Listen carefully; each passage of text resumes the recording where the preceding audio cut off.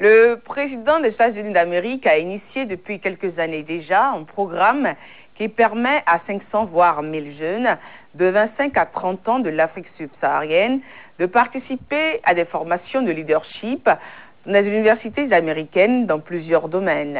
Le top des inscriptions de ce projet dénommé YALI est donné ici par le spécialiste des programmes de l'ambassade des USA au Bénin. Il est au micro de Martial Dessous et de Brice Laliouto. Le programme YALI a un sigle, c'est Young African Leaders Initiative.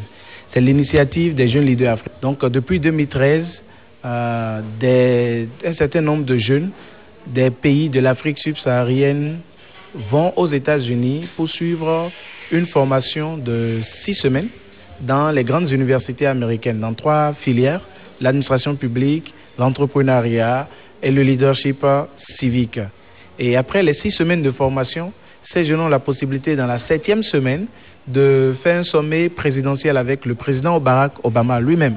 Et après le sommet présidentiel, un certain nombre des jeunes restent aux États-Unis pour suivre un stage de 8 semaines dans des structures ou organisations américaines. Donc en 2013, 500 jeunes africains sont partis, dont 6 béninois. Et en 2015 également, 500 sont partis, dont 6 béninois. Mais en 2016, 1000 jeunes africains partiront et une dizaine de béninois seraient dans cette cohorte. Et le programme YALI vraiment aide les jeunes à découvrir un autre monde, une autre manière de gérer, une autre manière d'impacter le développement d'un pays.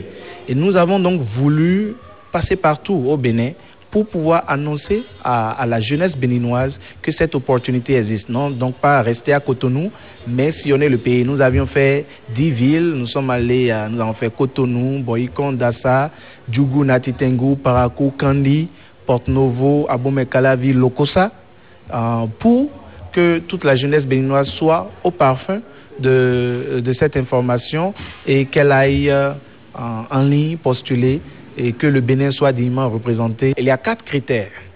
Le premier critère, c'est le critère de citoyenneté. Il faudrait être un citoyen résident d'un pays de l'Afrique subsaharienne.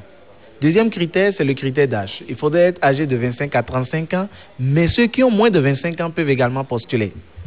Et troisième critère, c'est le critère de langue. Il faudrait pouvoir parler et écrire l'anglais, puisque les cours pendant les 6 semaines de formation se dérouleront en anglais.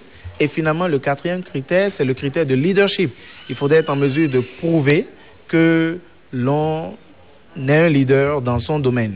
Et quand on dit leader dans son domaine, que ce soit que vous soyez journaliste ou étudiant, peut-être que dans votre classe ou dans votre structure médiatique, vous essayez de faire avancer les choses. Alors, pour s'inscrire, il faudrait aller en ligne. Et le site, c'est Young African Leaders, en un seul mot, Young African Leaders.state.gov. youngafricanleaders.state.gov. Tout le monde va postuler en ligne.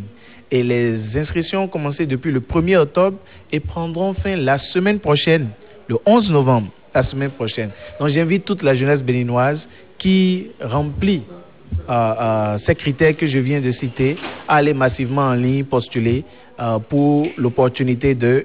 On ne sait jamais, Internet peut cesser de travailler. Alors, allez-y aujourd'hui, allez sur le site, postulez maintenant.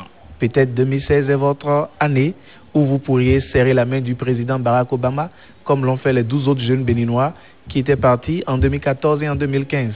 Allez-y, postulez sur youngafricanleaders.state.gov et que la chance vous souhaite.